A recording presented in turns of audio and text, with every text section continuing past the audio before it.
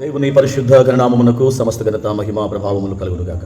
ఎలా ఉన్నారు? అందరూ బాగున్నారా? ఈ దినం ప్రభు మన కొరకు సిద్ధపరిచిన వాగ్దాన వచనాన్ని మనం చదువుకుందాం. యెషయా ప్రవచన గ్రంథం 9వ అధ్యాయం 1 నుండి 4 వచన భాగాలు. ఇందులో పూర్వకాలమున దేవుడు పలు ప్రాంతాలను అవమానపరిచినట్లు మనం చూస్తూ ఉన్నాం.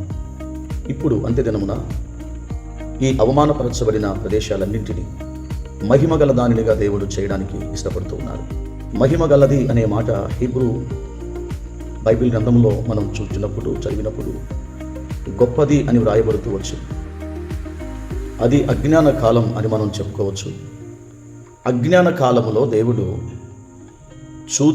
చూడనట్లుగా ఉన్నారు. కానీ ఇప్పుడైతే అన్ని ప్రాంతాలను, అన్ని స్థలాలను, అందరి జీవితాలను, వేదన పొందినటువంటి వాటిని, కృంగిపోతున్నటువంటి వాటిని, నలిగిపోతున్నటువంటి వాటిని, వేదన పొందినప్పుడు వారి జీవితాలు ఎలాగున్నాయంటే చీకటిమయముగా మారిపోయాయి.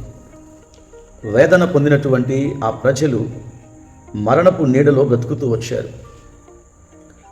సంతోషం లేదు, మరణపు నీడలో బ్రతికారు.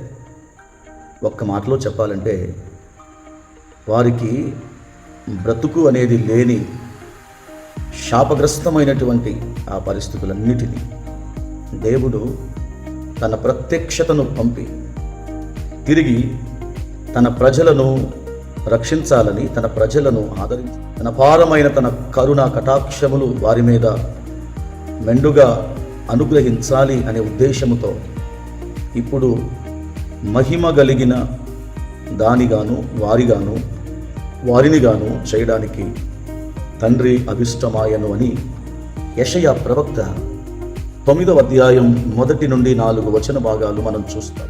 దేవుని ఆలోచన ఎప్పుడైతే వారికి బహిర్గతము చేయబడిందో, దేవుని ఆలోచన వారి జీవితాలు వెలుగుమయముగా చేయబడ్డాయి. మాత్రమే కాదు, వారందరూ మరణము నుండి జీవములోనికి దాటి ఉన్నారు. దేవుని ఉద్దేశం అదే.